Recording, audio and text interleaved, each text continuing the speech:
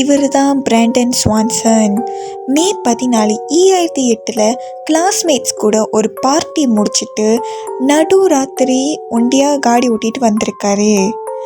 ஒரே இருட்டுனால காடியை ஒரு குழியில் கொண்டு போய் விட்டுட்டாரு. அப்போதான் பிராண்டன் அவங்க அப்பாவுக்கு கால் பண்ணியிருக்காரு. அப்பா, என் காடி ஒரு குழியில் மாட்டிக்கிச்சு, என்ன வந்துட்டு பிக்கப் பண்ணிக்கோங்கன்னு. அவங்க அப்பாவும் இப்போவே வரேன்னு பிராண்டன் அவரோட சரௌண்டிங்ஸ்லாம் சொல்லியிருக்காரு. வீட்டில் 10 நிமிஷத்தில் உள்ள தூரத்தில் தான் இருக்கேன், என் காடி அங்கே தான் மாட்டிக்கிச்சுன்னு. அவங்க அப்பாவும் அம்மாவும் வந்திருக்காங்க. நடுராத்திரியில் வந்துட்டு தேடி பார்க்குறாங்க. பிராண்டன் சொன்ன இடத்துல காடியும் காணும், பிராண்டனையும் காணும்.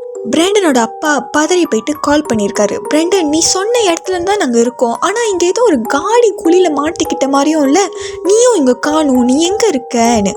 பிராண்டன் சொல்லியிருக்கான், அப்பா அந்த பாருங்க, நான் காடியோட ஃப்ளாஷ் லைட் அடிக்கிறேன், என்ன தெரியுதான்னு. அவங்க அப்பா சொல்கிறாரு, நீ இல்லை, எனக்கு ஏதோ இங்கே ஃப்ளாஷ் லைட் அடிக்கிற மாதிரி எனக்கு ஏதோ தூரத்துலேயும் எனக்கு காணும்னு. பிராண்டன் அவங்க அப்பா கிட்ட சொல்லியிருக்காரு, நீங்கள் வெயிட் பண்ணுங்க, மின்னுக்கு வந்துட்டு ஏதோ ஒரு லைட் அடிக்கிற மாதிரி இருக்குது, நான் நடந்து வரேன்னு. அந்த இடம் ரொம்ப இருட்டாக இருக்குது.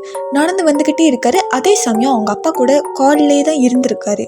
நடந்து வந்துக்கிட்டு இருக்கும்பொழுது ஓ ஷிட் அப்படி தான் சொல்லியிருக்காரு. அதுக்கப்புறம் பிராண்டன் கிட்டேருந்து எந்த சவுண்டுமே வரல. அவங்க அப்பா கேட்டிருக்காரு, ஹலோ பிராண்டன், லைனில் இருக்கியா, ஹலோ என்ன ஆச்சுன்னு. அவங்க அப்பா இன்னும் பேனிக் ஆகிட்டார். ஆனால் அதுக்கப்புறம் பிராண்டன் கிட்டேருந்து எந்த சவுண்டும் இல்லை. பிராண்டன் என்ன ஆனார், எங்கே போனாருமே தெரியல. இந்த மேப் நீங்கள் படித்து பார்த்தீங்கன்னா உங்களுக்கு புரியும். பிராண்டனோட காடி எங்கே இருந்திருக்கு, பிராண்டன் எங்கே நடந்து போகிறாருன்னு சொன்னார். ஆனால் பிராண்டன் எங்கே போய்கிட்டு இருந்தார், எங்கேருந்து அவர் அவங்க அம்மா அப்பா கிட்டேருந்து ஃபோன் பேசிகிட்டு இருந்தார். இது அந்த மேப் பார்த்தாலே உங்களுக்கு புரியும். இதுதான் பிராண்டன் ஸ்வான்சனோட அன்சால்வ்ட் மிஸ்டரி கேஸ். நீங்கள் சொல்லுங்கள் கமெண்ட்ஸில், இவருக்கு என்ன ஆயிடுச்சு, இன்ன வரைக்கும் மிஸ்ஸிங்காக இருக்காருன்னா இவருக்கு என்ன நடந்திருக்கும், கமெண்ட்ஸில் சொல்லுங்கள். தேங்க்யூ.